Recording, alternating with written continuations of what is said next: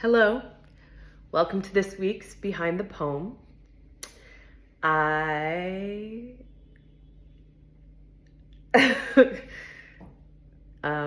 Earlier this week, I couldn't fall asleep. Been having a rough time falling asleep and staying asleep of late.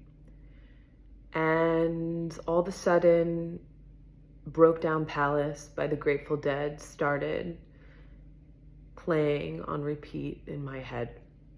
And I find Broke Down Palace to be a simultaneously devastating and heartbreaking and also invigorating and uplifting ballad song, whatever one might want to call it.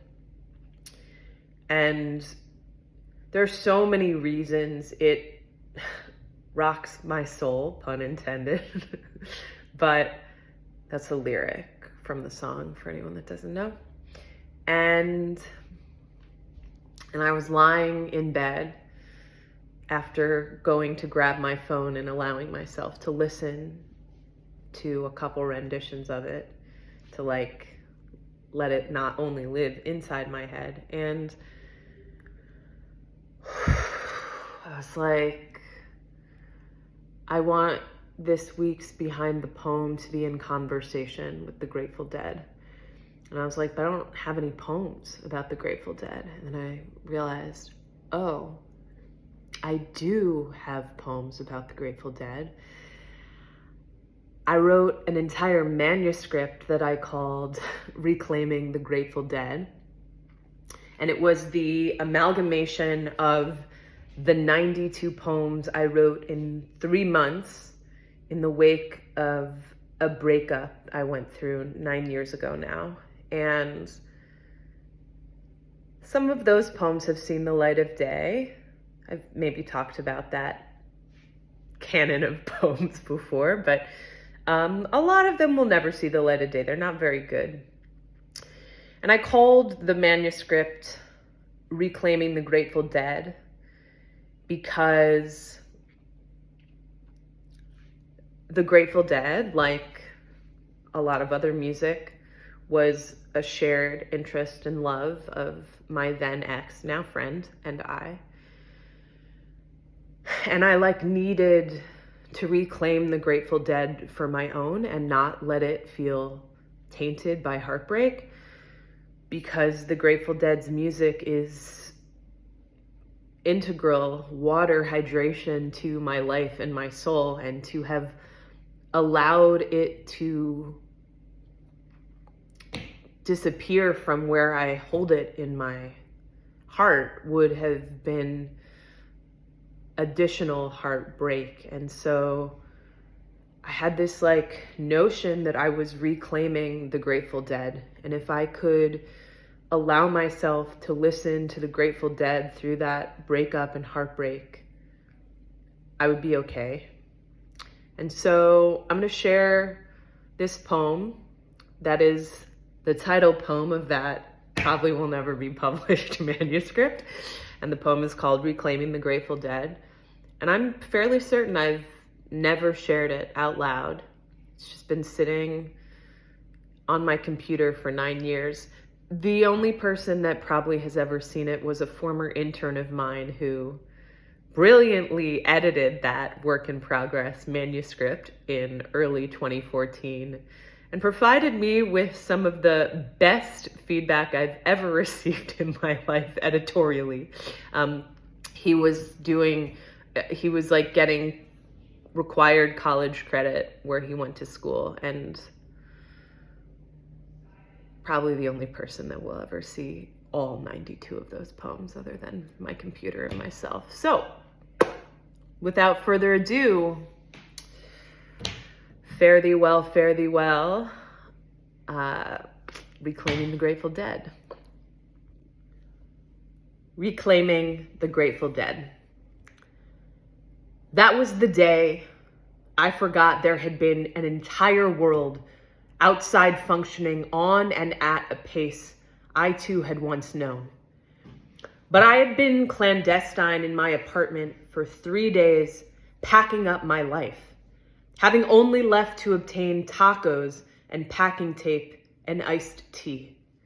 But upon emerging from the subway, upon reading the etchings on the bathroom wall of the coffee shop where I purchased a gluten-free vegan pumpkin spice muffin to ethically feel sound using the bathroom, upon choosing not to photograph the words, but remembering them with all my heart, quote, "The hardest thing in life is letting go of the one you love because you know they aren't right for you."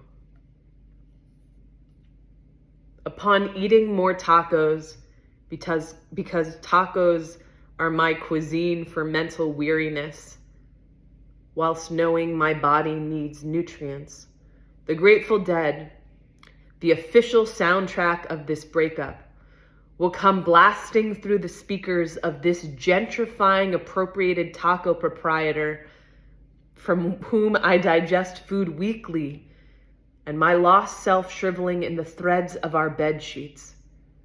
And in this way, this is the day I realize I am living in a new world. I am living in a reality I have never known before. I have never before known a world where he was not my beloved, yet he was still real.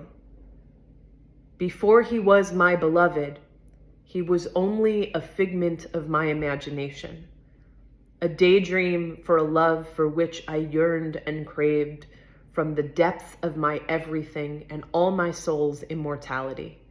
But now, he will become a figment of my memory. Our intertwined realities unraveling with each box I will now go purchase at Staples, with each houseware item he will now go purchase to replenish the kitchen holes I have now made vacant. And I will still reclaim this band, still reclaim the solidarity I never quite figured out how to manifest in full when we shared a home. But oh, how I will mourn him in this new world. How I will miss the kisses of our mornings and evenings. How I will cherish every embrace with the yearning through which I survived before he was ever even real. And the music will continue playing, offering me a breath of wholesome, somber, and uplift, all at once, simultaneous. I will live in all of these worlds, all at once. I mean, like, that's a super wordy poem, and I've got my Invisalign, and like, it's like a little mouthful, and it could probably use some edits, or maybe it will go back into hiding and never again see the light of day. But what is most wild to me, reading that poem out loud now, 9 years later, is like, so much has changed. I am such a different person than I was in that moment. And also, what has not changed is, I mean, surface level, the way music still informs my life, and the way moments of like serendipity are still manna from heaven for me. But I think I keep wanting to evolve beyond moments of hopelessness. Like, I think I will evolve out of that as a human, but I think the older I get, the more I learn that like the spectrum and palette of emotions I will keep like wheel of fortuning through. I will just gain better tools on how to get a ball and vowel and solve the puzzle. The joke didn't work. The punchline, I was riffing that. That was improvised, by the way, but it didn't work because I got stuck on vowel. And I knew in my head, I was like, don't say the vowel thing, Caroline. Just say I'd like to solve the puzzle.